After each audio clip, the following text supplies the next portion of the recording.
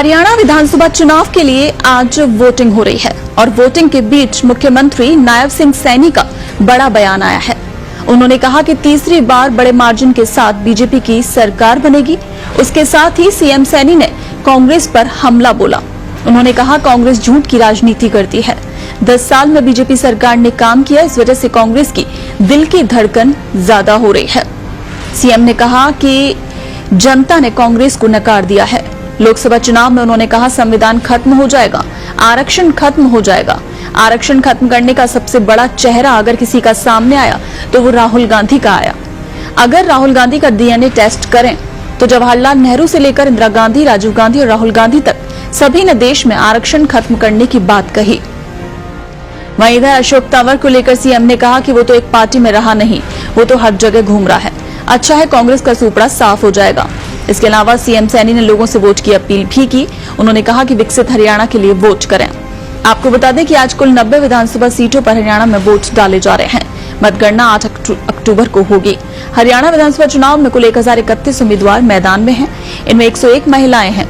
हरियाणा चुनाव के लिए बीजेपी ने 90 में से 89 सीटों पर कैंडिडेट खड़े किए हैं। कांग्रेस ने भी 89 सीटों पर उम्मीदवार उतारे हैं। आश्वस्त है जीतने के, कितनी सीट आ रही है? नहीं, हम जीत रहे हैं। तीसरी बार सरकार बना रहे हैं। कैमरे पे बोल रहे हैं। बड़े मार्जिन के साथ हम तीसरी बार सरकार बना रहे हैं और ऐतिहासिक क्या मतलब है? क्या मतलब है? सरकार हरियाणा के अंदर बना रहे हैं। जी तो सर, तो कितने आश्वस्त है? क्या कुछ लग रहा है कि तीसरी बार सरकार बन रही है? क्योंकि कांग्रेस लगातार बोल रही है कि क्लीन स्वीप होने जा रहा है कांग्रेस का। कांग्रेस की झूठ की राजनीति थी, उसको नकार दिया है। लोकसभा के अंदर उन्होंने झूठ बोला कि संविधान खत्म हो जाएगा, आरक्षण खत्म हो जाएगा। सबसे बड़ा चेहरा आरक्षण खत्म करने का अगर किसी का सामने आया है तो राहुल गांधी का है। अगर इनका डीएनए भी हम टेस्ट करें, जवाहरलाल नेहरू से लेकर के इंदिरा गांधी से लेकर के राजीव गांधी और अब उनका तीसरी पीढ़ी का व्यक्ति राहुल गांधी, वो भी आरक्षण को खत्म करने की बात उसने कही है। पूरे देश ने देखा है। वो अगर अंग्रेजी में वहां बोलता है तो हम हिंदी में तो बता सकते हैं। यहाँ पर वो जानते हैं लोग, हमारे भारत के सब जानते हैं कि क्या बोल रहा है क्या नहीं बोल रहा है। हम जीत रहे हैं, तीसरी बार सरकार बना रहे हैं। बहुत बड़े मार्जिन के साथ हम तीसरी बार सरकार बना रहे हैं। कांग्रेस का सुपड़ा साफ हो जाएगा। हरियाणा विधानसभा चुनाव के लिए आज वोटिंग शुरू हो गई है। राज्य की सभी 90 सीटों पर एक ही चरण में वोट पड़ेंगे। चुनाव में मुख्यमंत्री नायब सिंह सैनी, पूर्व मुख्यमंत्री भूपेंद्र सिंह हुड्डा, कांग्रेस प्रत्याशी विनेश फोगाट और जेजेपी के दुष्यंत चौटाला समेत 1031 उम्मीदवार मैदान में हैं, जिनकी किस्मत का फैसला आज जनता करेगी। इस बीच हरियाणा के मुख्यमंत्री और लाडवा विधानसभा सीट से भाजपा प्रत्याशी नायब सिंह सैनी ने मंदिर में पूजा अर्चना की।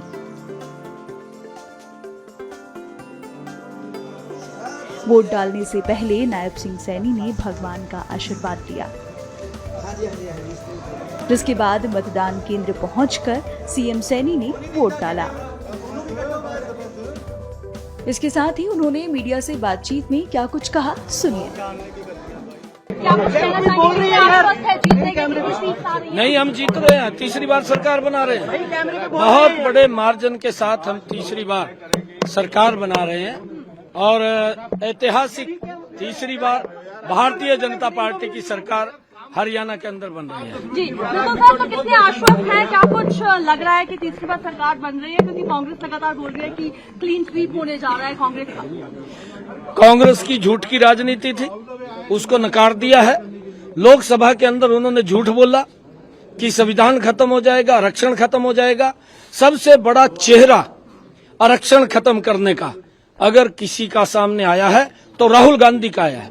अगर इनका डीएनए भी हम टेस्ट करें, जवाहरलाल नेहरू से लेकर के इंदिरा गांधी से लेकर के राजीव गांधी और अब उनका तीसरी पीढ़ी का व्यक्ति राहुल गांधी, वो भी आरक्षण को खत्म करने की बात उसने कही है।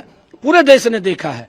वो अगर अंग्रेजी में वहां बोलता है तो हम हिंदी में तो बता सकते हैं। यहाँ पर वो जानते हैं लोग, हमारे भारत के सब जानते हैं कि क्या बोल रहा है क्या नहीं बोल रहा है। और अशोक तंवर ने तो ज्वाइन कर लिया है जी कांग्रेस। वो कह रहे हैं कि अब भाजपा जो है वो एंटी दलित हो गई है।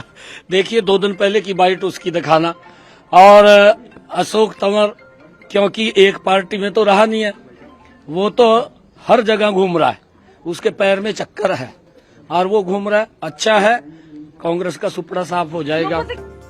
गौरतलब है कि इस बार के चुनाव में सत्ताधारी बीजेपी जहां लगातार तीसरी बार हैट्रिक लगाने की कोशिश में है, तो वहीं कांग्रेस अपनी 10 साल के सूखे को खत्म कर वापसी की उम्मीद कर रही है। देखने वाली बात होगी कि जीत किसकी होती है।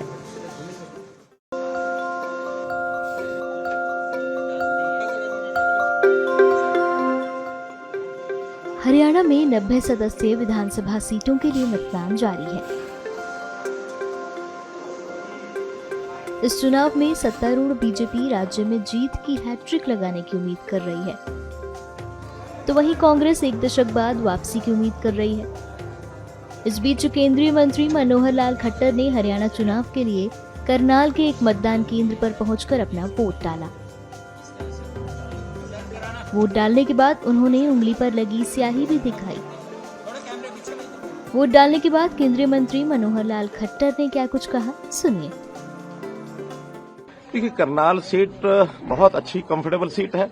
लगातार मैं आज यहाँ का 3 चुनाव तो स्वयं में लड़ा हूँ, 2 विधानसभा के, 1 लोकसभा का, और आज हमारे साथी जगमोहन आनंद यहाँ से चुनाव लड़ रहे हैं। और मैं जहाँ तक करनाल की स्थिति है, करनाल क्या बल्कि पूरी लोकसभा की, हम 9 की 9 विधानसभा की सीटें जीतेंगे ऐसा।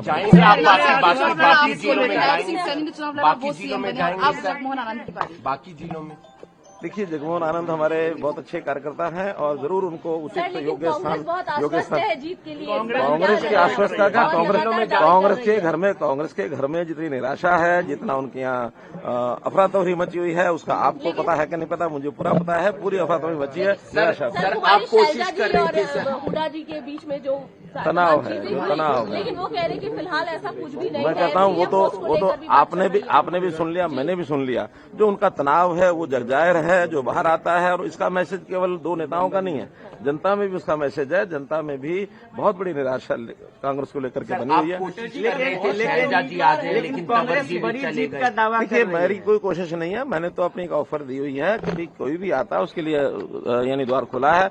और भाई, जहां तक अशोक तंवर का विषय है, अब ये आयाराम गयाराम की जो लोकोक्ति है वो उन्होंने हालांकि बहुत समय से रुकी हुई थी, उन्होंने इसको फिर उजागर किया है। और ये जो कुछ किया है, इसके पीछे की कहानी क्या है, अनुमान लगाए जा सकते हैं, कुछ निश्चित नहीं कहा जा सकता। दोपहर को 12:30 बजे भारतीय जनता पार्टी की सभा में संबोधित कर रहे हैं और 1:30 बजे 1:45 बजे जाके मंच पर चढ़ जाते हैं। कांग्रेस की जरूर कुछ न कुछ खिचड़ी पकी है, जब पता लगेगा आपको मामा भारती का प्यार। बहुत कहानियां गढ़ी जा रही हैं इस बार के चुनाव में, बहुत, जैसे आपने कहा ये कहानी है, इस तरह की बहुत कहानियां गढ़ी गई हैं इस बार, उसको कैसे देखिए। अब ये कहानियां घड़ने की स्वतंत्रता सबको है, चाहे वो जनता हो, चाहे नेता हो, चाहे मीडिया हो, सब घड़ते हैं। और ये कोई नई बात नहीं है। हाँ, जनता के मन में क्या है ये बात सब जानते हैं, आप जानते हैं, हम जानते हैं, जनता भी जानती है। 8 तारीख को सायंकाल तक, दोपहर तक ही इसका सारा परिणाम सामने निकलेगा तो आपको पता लगेगा।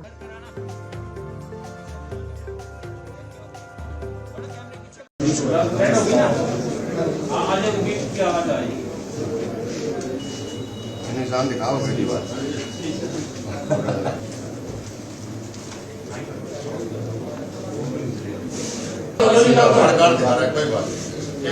कोई गलत नहीं करा, मानेगा वो तो अच्छा जी।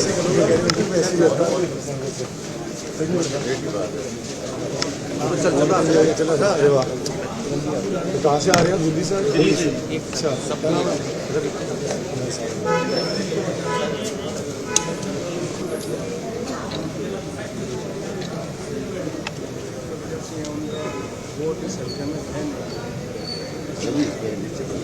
ले लेते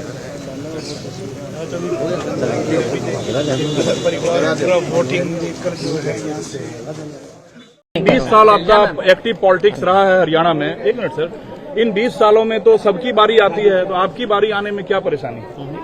किसी को कोई परेशानी नहीं है। पार्टी हमारी बड़ी पार्टी है, नेशनल पार्टी है, और ये फैसला हमारी पार्टी हाईकमांड करता है। ये हमारी परंपरा है। आज मैम फाइनल एक तरीके से फाइट है। ये फाइट कितना किस्मत बदलेगा हरियाणा का भी और आपका भी?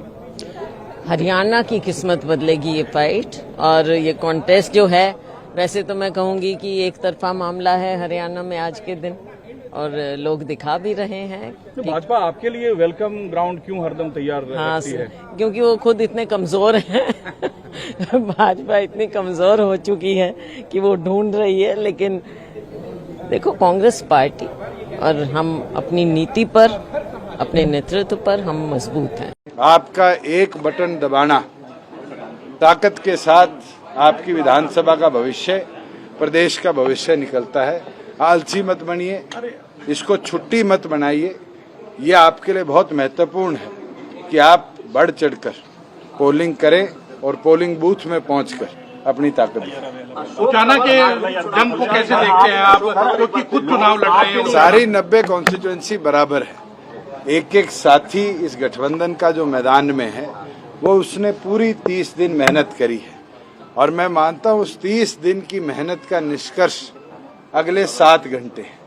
अगर 7 घंटे में हम मतदाताओं को पोलिंग बूथ में लाकर वोट पोल करा सकते हैं तो बढ़ चढ़कर गठबंधन की जीत हो।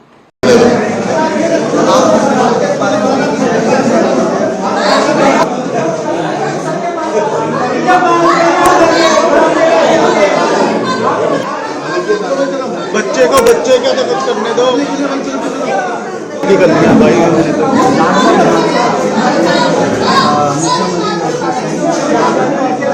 मैडम तक का तो तुसी भी कर रहे हो, पास है साडे गेट पे आ जाओ। बाहर चलो, आप बाहर ही आ रहे हैं। एक कैमरा अंदर अलाउ कर रखा है आपने। सपने बहुत बड़े देखता हूँ मैं आदमपुर के भविष्य के। सबसे पहले तो मैं आपके माध्यम से आदमपुर की जनता का आभार व्यक्त करना चाहता हूँ कि मुझे आशीर्वाद देकर 1.5 साल पहले अपने जीवन का सबसे बड़ा सौभाग्य दिया था, और इन 1.5 सालों के अंदर मैंने पूरी लगन के साथ इस इलाके की सेवा करने का प्रयास किया है। 800 करोड़ के विकास कार्य चल रहे हैं। तो सबसे पहले तो जो अधूरे काम रह गए थे, खाड़ों से संबंधित, खेतों के मार्गों से संबंधित, रोजगार से संबंधित, ढाणियों बिजली संबंधित, इनको तुरंत प्रभाव से पूरा करना चाहूँगा। इसके अलावा 2 से 3 बड़े प्रोजेक्ट मैं खेल विभाग से संबंधित और स्वास्थ्य विभाग से संबंधित मैं इम्प्लीमेंट करना चाहूँगा। मुझे बहुत अच्छा लग रहा है, तीसरी बार सरकार बनाएंगे।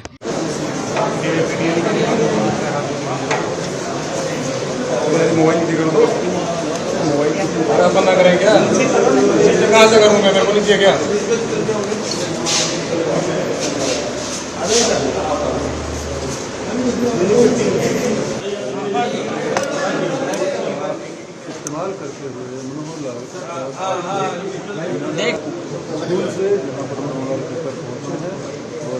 केंद्रीय मंत्री मनोहर लाल खट्टर जी देख सकते हैं, वोट डालते हुए आपको नजर आ रहे हैं। देख सकते हैं उन्होंने अपनी वोट डाल दी है, वोट देख सकते हैं किस तरह से वोट डाल अपना।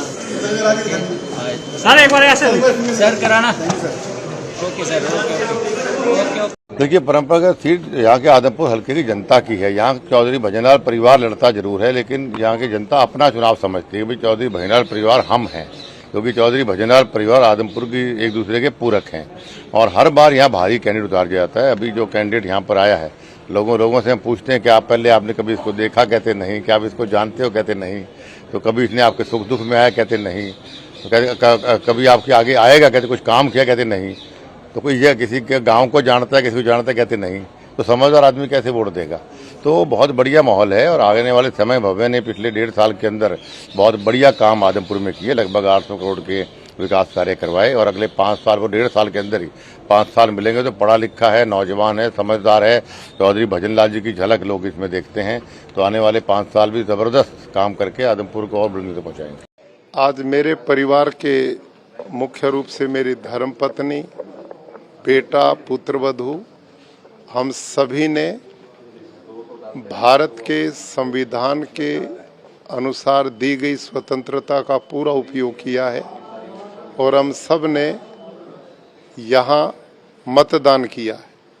और मैं चाहूँगा कि भारत के हरियाणा प्रदेश की सब जनता से आग्रह करूँगा कि वो अपने मत का पूर्ण रूप से प्रयोग करें, ताकि हम एक अच्छे समाज, अच्छे राज्य के निर्माण में अहम भूमिका निभा सकें। 10 साल पहले जब हुड्डा साहब जब मुख्यमंत्री थे हरियाणा के, तो जो हमारा खेल था वो उसका स्तर बहुत अलग था। और आज भी सभी खिलाड़ी ये उम्मीद कर रहे हैं और हम नहीं चाहते कि हम सिर्फ खिलाड़ियों तक सीमित रहें। हरियाणा में जितने भी वर्ग हैं हम सबको एक साथ लेके आगे बढ़ना चाहते हैं। नशे को लेकर आपकी क्या रहेगी? क्या आप चाहेंगे कि जुलाना क्षेत्र में यदि कोई नशा करता है तो वो दूर हो? जब मैं फिर वही बात कर रही हूँ, मैं सिर्फ जुलाना तक सीमित नहीं रहना चाहती हूँ। हम पूरे हरियाणा वासियों के यहाँ पे बात कर रहे हैं और नशा बहुत बड़ा एक मुद्दा है, बहुत चिंता का विषय है और हमारे आने वाली जनरेशन को कैसे बचा के रखना है वो हमारा दायित्व है और उसको हम 5 साल तक अपना दायित्व समझ के दिन रात मेहनत करके उसको निभाएंगे। क्या हम भावी मंत्री से भी बात कर रहे हैं? क्या आपको ये उम्मीद है क्या इस बात को? नहीं, ये मेरे हाथ में नहीं है कोई भी चीज़। मेरे हाथ में इतना है, मैंने मेहनत की है, हमें टिकट मिला था, हम लड़ रहे हैं। बाकी जो भी आगे की जो चीज़ें होंगी 5 तारीख के बाद में वो सबके सामने होंगी। वो मेरा फैसला नहीं होता, वो आलाकमान का होता है। चाहे कोई मंत्री है, मुख्यमंत्री है, प्रधानमंत्री, वो पार्टी डिसाइड करती है। सबकी रिस्पॉन्सिबिलिटी बनती है being the youth of this country कि हम सब अपना वोट डालें और जो भी आपकी समझदारी से आपको बेस्ट कैंडिडेट लगता है, बेस्ट लीडर लगता है अपने देश के लिए, आई थिंक हम सबको उसके लिए वोट करना चाहिए। बिकॉज हमारे छोटे छोटे स्टेप्स ही हमें बड़ी ऊंचाइयों तक लेके जाएंगे।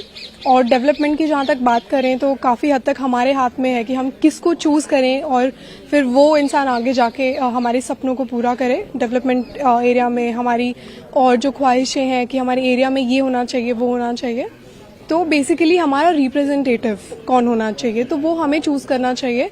और आज मुझे फर्स्ट टाइम मौका मिला कि मैं वोट डालूं और मैं काफ़ी एक्साइटेड थी, बट चलो हो गया।